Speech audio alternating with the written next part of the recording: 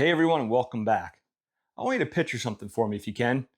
Picture you're at home, it's quiet, you're sitting down, you're relaxed, you're deep into a novel, you just can't take your eyes off enjoying a hot brew you just made, and the doorbell rings. Now you're faced with a really difficult decision here.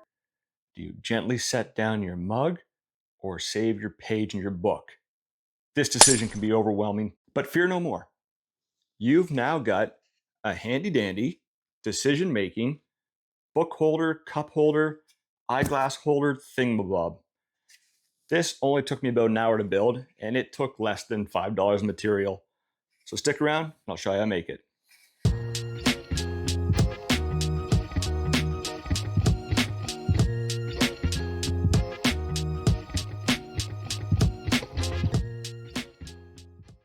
For this project, I'll be using a piece of pine shelving. This piece is 12 inches wide, 3/4 inch thick, 6 feet long, and I can actually get 3 of these pieces out of one of these boards. And one of these costs $11, $12 at your local big box store. So very inexpensive, and you can actually turn a real nice profit by batching out a few of these at once. I need 3 pieces for this project. 2 of them are going to be 7 inches long, but one of them is going to be 6 inches wide. The second piece will be 6 3/4 inches wide. The third piece is going to be 7.5 inches wide by the whole length of this board, which is 11.5 inches.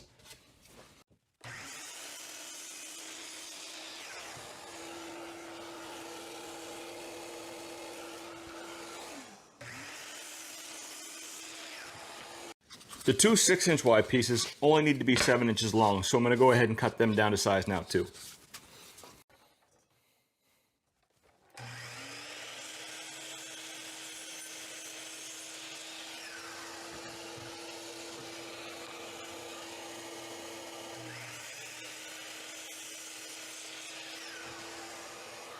Now we need to put a 30-degree angle on all the long sides of all the pieces.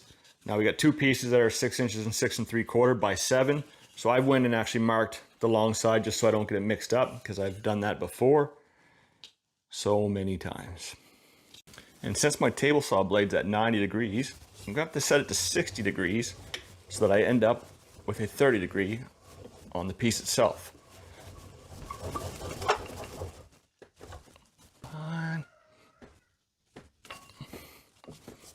A little more. Oh! When putting your angle on your piece, you don't want to take any of the width away, so just creep up to that saw blade so that you're just getting by the bottom point and not losing any width.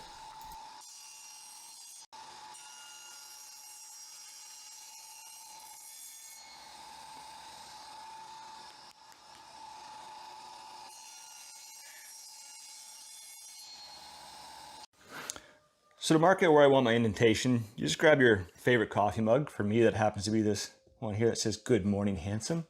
My wife got it for me because she thinks I'm pretty handsome. And I'm just going to make a little mark where I want the outside. It's more important that you get this marked where your mug's going to fit than have it in its center. Once you get your circle drawn out, there's a few different ways you can make this indentation. A popular one would be use a little template and a router. Some people are good enough to freehand it. I'm not. But I also happen to have a 3-inch Forstner bit that I picked up last year for a different project. I think this was only about $30 off Amazon. It's not a big brand name by any means, but when you only use it once every couple of years, it works just fine. So hey, this could be an excuse for you to buy one more tool for the shop. I'm not going very deep with this, maybe about 1/8 of an inch, slightly more at most.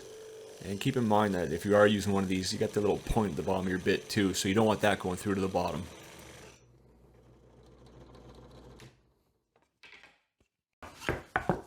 That fits perfect. Now, if I didn't have that Forstner bit, I would have used a router and a template and got that circle done, but that 3-inch bit just made it super fast and easy. So I think I'm going to stick with that method. But now I'm going to give everything a sand before I assemble it. You don't need to just sit there and watch me sand. Go and hit that subscribe button, or like, or turn on the notifications.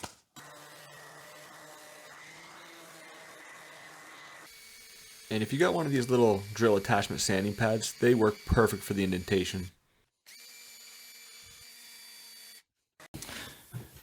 And to assemble everything, we're just going to use some glue and some pin nails.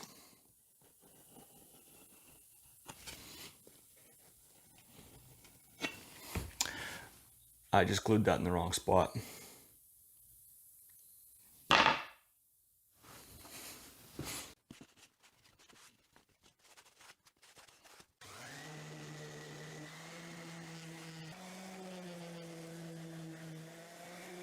Now, I obviously just did that to teach you guys all a valuable lesson. It's always good to mark the sides you want to glue when you're doing an intricate angle piece like this. Totally on purpose. Great learning moment. Now that I got the proper sides glued, it's time to assemble everything. And I'm going to minimize the amount of nails I put in through the top here because this is the side that's going to be seen. I'm going to nail the rest from the bottom side. It's just good practice to nail on the sides that's not going to be seen. I'm still going to touch these up with some putty though and fill the holes.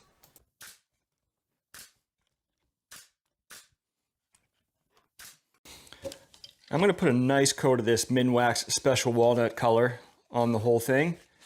And since I will have a mug here and it's prone to condensation or even spilling, I'm going to put a clear coat on everything when it's done as well. For all you spilly readers. You got to reach way back in there. Or no, I don't. I'm just going to spin it around.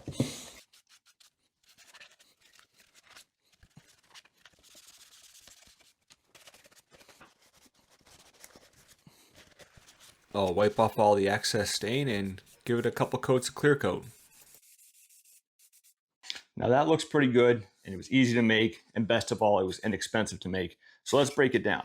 I got one piece of pine shelving for $12. You can make 3 of these out of it. I used probably 3 to 4 ounces of stain, a couple pin nails, 2 pieces of sandpaper. I would say, all in all, you're probably in under $6 for one of these. And if you sell them each for 15 on the high side 20, that's $60 for one piece of pine board. And you could do all 3 of them in probably an hour once you get set up for it. Thanks for watching, guys. If you like this video, make sure you hit that subscribe button or at least give it a like. It really goes a long way for a small channel like mine. Till next time.